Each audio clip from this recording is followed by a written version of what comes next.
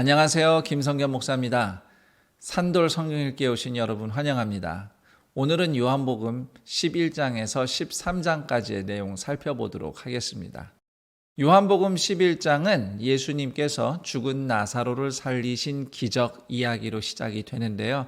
이것은 요한복음에 실려있는 예수님에 대한 7개 표적 중 6번째 표적이 되겠습니다. 25절 말씀처럼 예수님이 부활이시오 생명이심을 보여주는 표적이 나사로가 다시 살아난 기적입니다. 참고로 나사로가 살아난 것은 부활이기보단 생환이라고 말하는 것이 더 정확하겠습니다. 왜냐하면 나사로는 결국 언젠가 다시 죽었기 때문이죠. 인간이니까요. 반면 예수님은 영원한 몸으로 살아나셨어요. 그래서 예수님은 생환이 아니라 부활하셨다고 말할 수 있습니다. 그렇다면 25절, 26절에 예수님을 믿는 자는 죽어도 살겠고 살아서 믿는 자는 죽지 않을 것이라는 예수님의 약속은 나사로가 생환하는 수준으로 이해할 말씀이 아닙니다. 예수님은 생환이 아닌 영원히 부활하신 예수님과 함께하는 생명을 약속하셨어요. 따라서 성도는 육체의 죽음을 맞이하죠. 그렇지만 성도는 혼자가 아니라 부활하신 예수님과 함께 있습니다. 함께 살아 있어요. 그것이 영생입니다. 그리고 최후의 날에 예수님처럼 부활한 몸을 얻게 될 것입니다.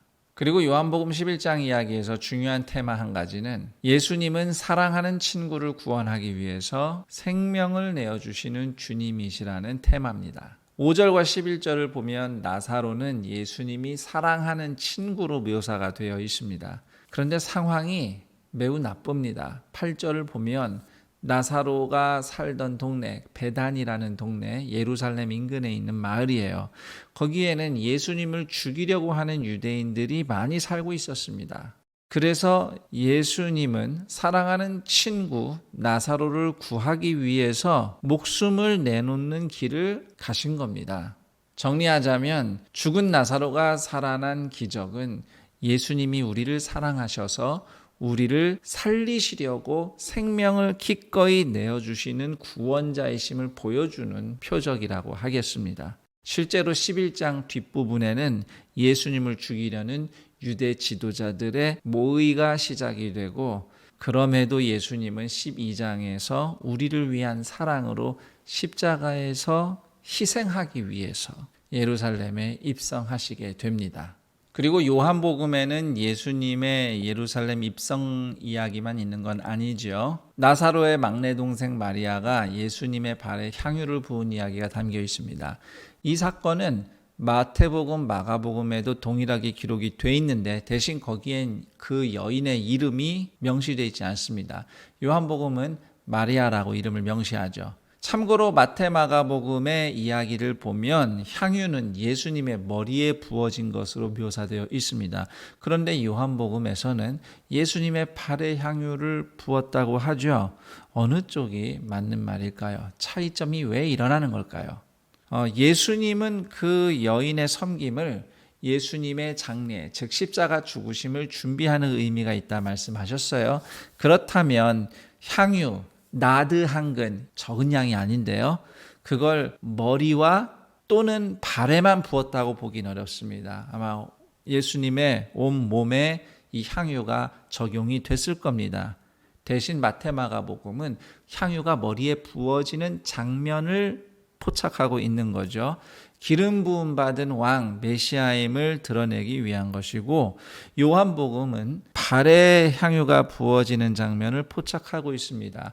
바로 그 다음 13장에 가면 예수님이 제자들의 발을 씻기신 이야기로 이어지죠. 그래서 12장에 마리아가 예수님의 발에 향유를 붓고 씻은 사건과 13장에 예수님이 제자들의 발을 씻으신 사건은 겸손한 사랑의 섬김이라는 테마로 이어지고 있는 겁니다.